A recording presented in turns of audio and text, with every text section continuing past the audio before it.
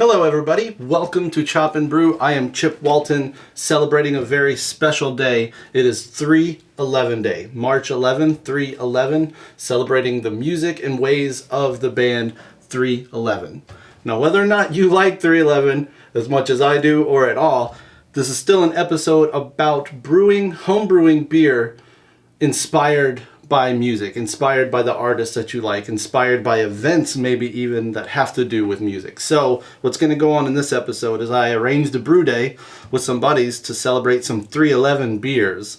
You're going to see that brew day. There's actually 3 beers going in that one brew day. Then we're also going to tell you about a malt liquor that another friend and I brewed separately for an occasion called Dre Day, which is the celebration of the birthday of the great Dr. Dre. So we're being inspired by music to brew, and that's what this whole episode is about. So chop for chop, brew for brew. I better get a beer. We're missing a beer here. So I'm going to get that, and I'll see you on the other side of the title card.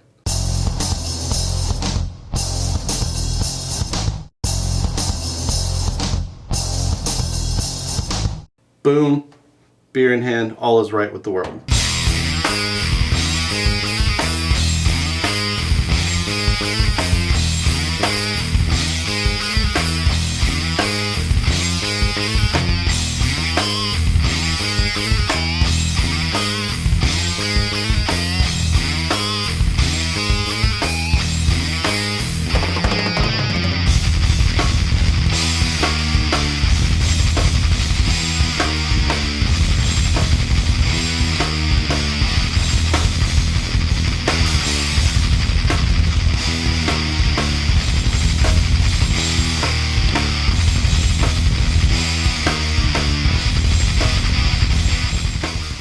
Let me really quick tell you why 311 is important to me, and then we'll get into how we conceptualize the beers that we brewed on 311 Day, or for 311 Day, and for Dre Day. First of all, I was turned on to 311 in high school and got severely obsessed with this band, very much so, as you can see by this skimboard. This would have been after Music and Grassroots was already out. Blue album was about to drop. So my friends and I loved it. We were skimboarders on the Gulf Coast. That music, positive reggae-ish rock rap music, really played into the soundtrack of our life of driving to and from the beach and the creek, doing our skimboarding, just being goofy teenagers, having a great time, loving life, staying positive, all the things that 311 was all about. My good buddy Barry Vitor made these skimboards. He made 2 of these in high school, 311, and at different points in time we got the band members to sign it. Like I said, we were some major Uber geeks, 311 geeks. I actually dug up some pictures from the Chip Walton archive to show you. You can see my boy Barry and I meeting Tim Mahoney here at Club La Vila on the Warped Tour in like 95, I think. I don't know why I felt the need to label everybody in this picture as if I would ever forget. We also got to meet Chad Sexton. Here's another shot of Tim Mahoney, again, awesome guitar hero of mine, so it was awesome to meet him. A couple years later on the Transistor Tour, got to meet them again and get the skimboard signed for the second time. Here you can see the band at a table behind Oak Mountain Amphitheater in Birmingham. I was also lucky enough to get a backstage pass and to shoot some really cool pictures of 311 at that Birmingham show, which was just an awesome experience to be right up close. You're feeling the bass, feeling the guitar and the drums right there on the stage, being right up there with these guys that you basically consider, you know, the Naz, you know what I'm saying? They're the Brodels. They're the OG Brodels. Oh, and here's another thing just to show how much of a 311 nerd I was. In my freshman year at University of Alabama, they were assigning parking tags. And lo and behold, they get to me and they said, "You're yellow 311." And I was like, hell yeah, I'm yellow 311. Check this out. So I got 311 to sign my parking hang tag. Just some dudes playing really cool music and appreciating the people that send good energy back to them. Enter 311 Day. At some point during 311's tenure, they started these concerts on 311 Day. They used to be in New Orleans, Memphis, Las Vegas. Now it's on a cruise ship, which is even awesomer. The idea, though, is like this day got bigger and bigger for the 311 Army gathering from across the country to celebrate 311. So here I am in the Twin Cities. 311 is coming. So I have this idea, chop and brew. Let's brew some beers for 311 dream situation would be we get to send them to him, but at least inspired by the music of 311. So I reached out to Peanut, the bass player, on Twitter, and he was nice enough to kind of get back in touch with me. I was like, hey, if we were going to brew some beers for a 311-day brew session for an episode, what kind of beers would you like? And he says the band likes hoppy ales, Belgian styles, lots of kick, lots of big flavor. So I reached out to a couple homebrewers, man. My friend Chris Paynes was like, well, I have this really great Belgian triple IPA recipe that's got tons of hop character, apricot, and fruity kind of tropical hop flavors. You know, it's going to be a big beer that clocks in at like 7. So we had that beer that we could go on. I named that, he let me name that Golden Sunlight, based on the Uplifter song by 311. I wanted to make the antithesis. I wanted to make a very small beer, so I thought of Drew Beecham's Pliny the Toddler recipe, which you can find bouncing around the internet. It's basically a small version of Pliny the Elder. Drew Beecham, if you don't know, is homebrew columnist for Beer Advocate, frequent contributor to things like Zymergy. He's an all-star member of the Maltose Falcons Club in California and the author of Everything Homebrewing book. Drew said, here are the changes I would make to this recipe if I were to do it. So enter brew day, March 2nd, 2013. Got together in the garage. Chris Paynes brought all of his stuff over so he could make his Golden Sunlight Belgian triple IPA. I was doing a brew in a bag version of what I called the Naz, which is a reference to the Brodels is the Naz, dude. That's from a 311 song on the Blue album. Just wanted to make that easy, so for me, doing a brew in a bag, so I could also shoot this episode around that. And lo and behold, someone else decided to show up. My buddy Vaughn Stewart came over, brought his gear to do an all-grain version, kind of a rebrew, a 2.0 of a Kentucky Common, which is a style that I believe we're going to put a whole episode towards in the future. This is a very interesting historical style. Vaughn and I were introduced and inspired by the release of Summit's Unchained 11 called Old 152, which harkened back to this pre-prohibition style of Kentucky Common. More on that in another episode. So what you got is 3 dudes brewing in a garage, listening to a bunch of 311, a bunch of other guys. A lot of the Chop and Brew All-Stars show up. Don O's in the house, Ted W., one of the Dice Hopper. Brian Adams was in the house. My boy Chad stopped by. I know I'm forgetting somebody, but you'll see him in the video. My beer was very simple. Maris Otter 2-row Carapils was the malt. Just put that in the bag and steep it. It's a brew in a bag, super easy. Aiming for an original gravity of like 1045, really low. The hops are the important part of this beer. Drew Beecham tweaked the original Pliny the Toddler into the Naz for me. He said he wanted to add a good bit of dank and tropical colors because 311 seems to like both of those things. Warrior hops for the bittering, Columbus hops for this dank essence in the middle, and then a lot of Falconer Flights and 7 Seas, these hop blends inspired by the blend of styles by 311. That basically rounded out the last minute kind of additions. It was a pretty easy brew day, super simple. While that was going on in my station, Chris Paynes was mashing in his Golden Sunlight, some Franco-Belge pills, honey malt, Munich 10, rice hulls. All of the details of these recipes are going to be posted on chopandbrew.com/recipes.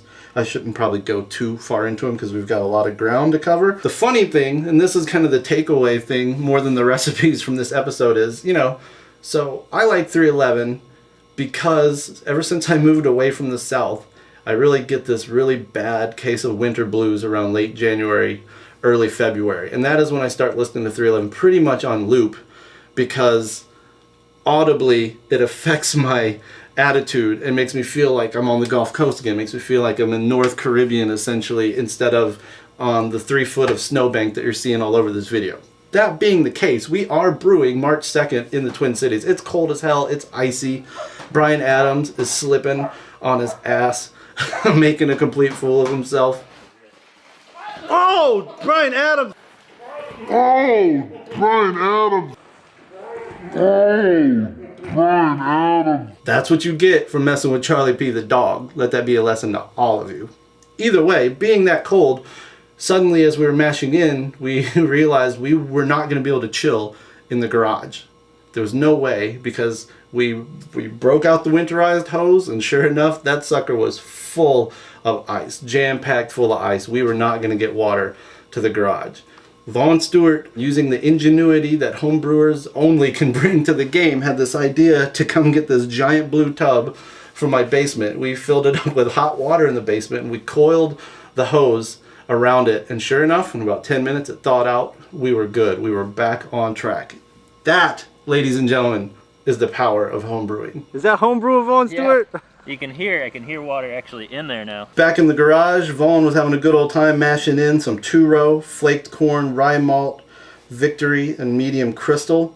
Again, this is a pre-prohibition style. It was a second brew, so he had done some tweaks to a first one. I cannot wait to taste how this turned out. It's really cool.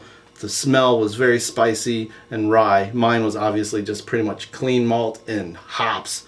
And Chris's, as it was mashing and as it went into the boil, had a very awesome honey cinnamon bread kind of aroma. Before the hops hit it, that was really the thing. And even after the hops hit it, the Centennials, it still kind of kept a delicious fruity kind of bread. It's going to be amazing, and that's going to be like a 1070 8% beer. So I want to cut away here while we're talking about brewing these beers in my garage for 311 Day to tell you another story of something that was just awesome to get involved in.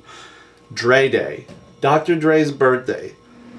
What's going on, everybody? Chip Walton, Chop and Brew. Welcome to a land yap. We're doing some craziness today. I'm joined by Karl, amazing homebrewer extraordinaire, whose basement we're in. And this is... Hi, I'm Wes Winship from Burlesque in North America and one of the founders of Dre Day, the new national holiday celebrating all the work of Dr. Dre. Exactly. What we're doing here is we're bottling up growlers of malt liquor for a party called Dre Day that Wes and his posse have put together for how many years? Well, yeah, it's not brand new. It's actually 11 years strong now. And started here in Minneapolis, and now there's parties in Chicago, New York, Canada, might be one in Paris. So yeah, they're popping up all over the place. How did Dre Day come to be? We've always been kind of obsessed with The Chronic, like me and my friends, thinking that was one of the best albums of all time. And at some point, a friend was talking about made-up holidays and mentioned Dre Day, and it was like, oh, we should really throw a party for Dr. Dre on his birthday, like an actual Dre Day. And yeah, 11 years ago, I used to be working at First Avenue, and it was pretty easy to ask him if I could, maybe do a show in the entry.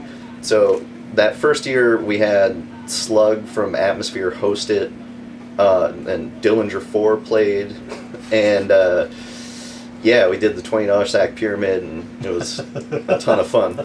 And then we just kept doing it, and it's most of the time it's been at the Triple Rock Social Club since then. So when the planning for this year's Dre Day came around, Wes and the guys at Burlesque reached out to Karl, who reached out to me, and they were like, we want to do something different. We want to actually have a malt liquor to kind of give away as a door prize, right? Well, or actually I think Karl hit us up with the idea. It's something that we want to do as much cool custom stuff as possible. And yeah, so it was just a no-brainer when Karl hit us up. Like, hey, I want to do a batch of malt liquor. And I was like, oh my god, because like Old English has always been a part of it, yeah. And St. Ides and Mickey's, like a lot of different rappers have their favorite malt liquor. Yeah. So for a party like this to actually have our own stuff to serve, is pretty special. But the problem is it's tough to find 40-ounce packaging, right? Yes, trying to track down the 40-ounce bottles are pretty tricky. So we're rounding them up, and we're having growlers. So we got growlers, so you get the 40 plus 24 ounces for free, right?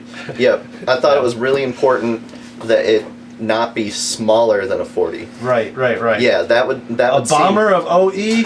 Weak. Yeah. So yeah, instead it's the growler. So yeah, you just get that special bonus. So we brewed this back in December?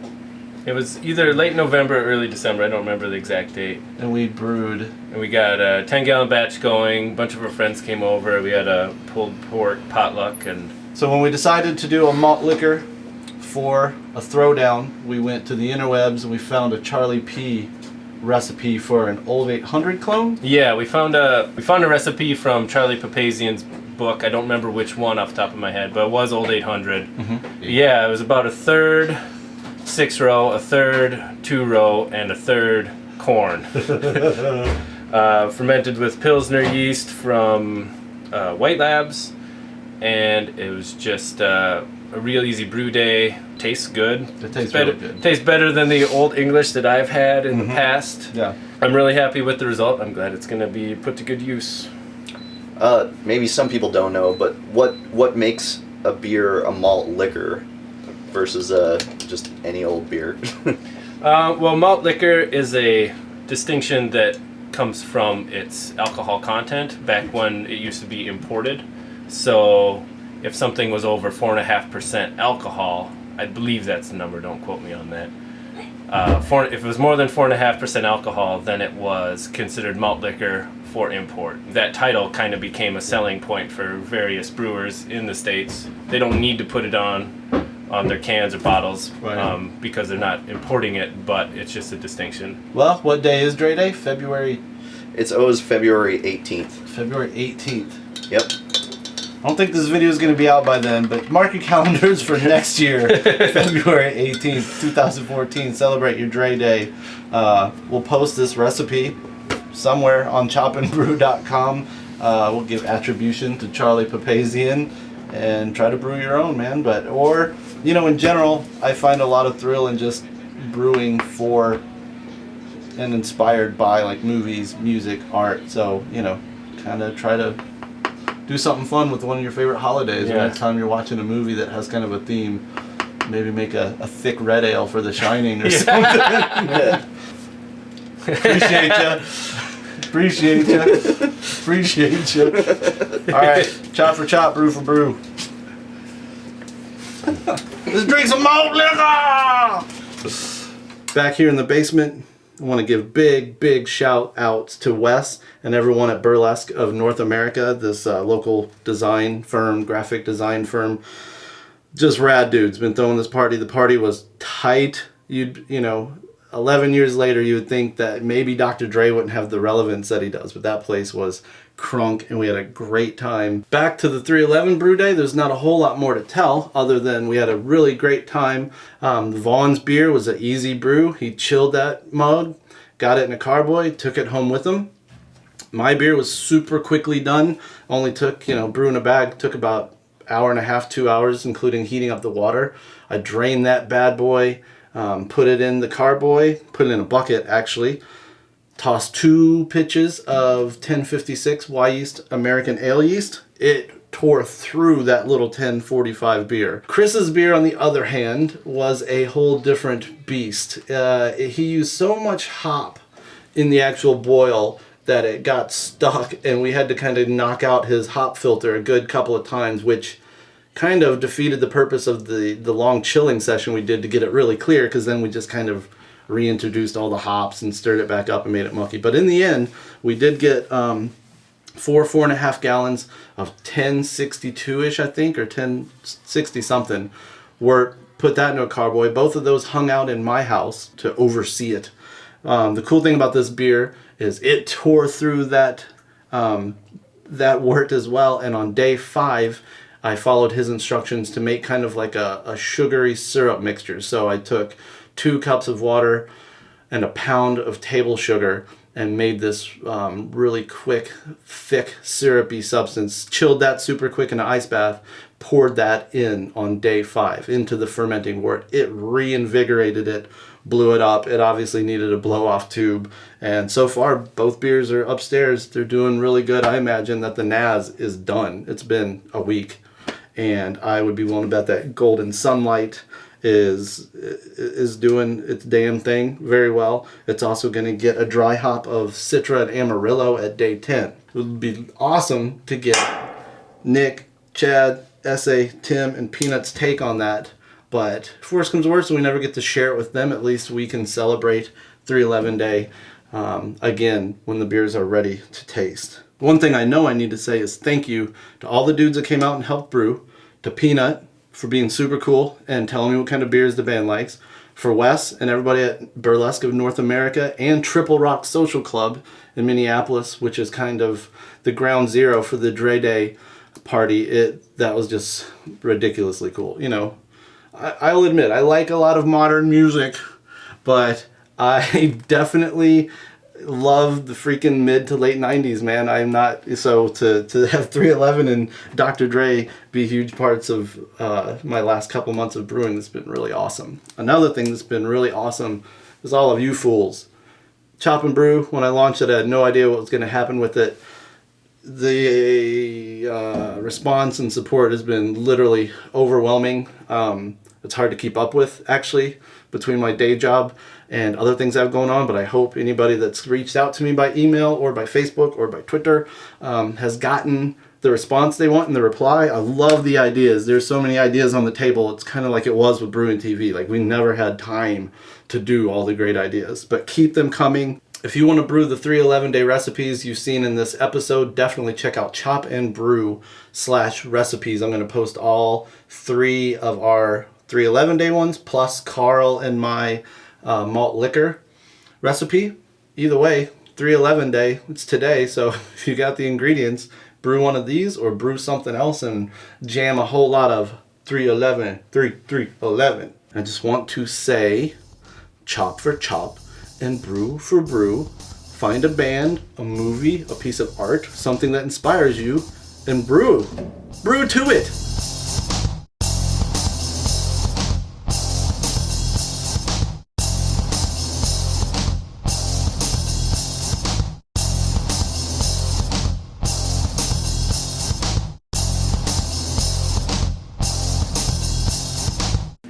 People brought all sorts of good things over, good beers to share. Daddy? Yeah, buddy. Hey, what's up, Owen? Recut. Can I turn on there, Dad? No, because we're making a movie right now. We need it quiet, okay? What movie? Do you see the camera behind you on the 3 legs? That camera's on. and it's recording what we say. Blue for real! Peanut said there must be funk in 97, and he said rock your face in 95. SA said forever, and here he said fresh for 97. Tim started writing his name backwards and doing like a little metal hand eyeball cartoon. These guys are awesome. I don't care what you think. Oh, Brian Adams, I got that on video.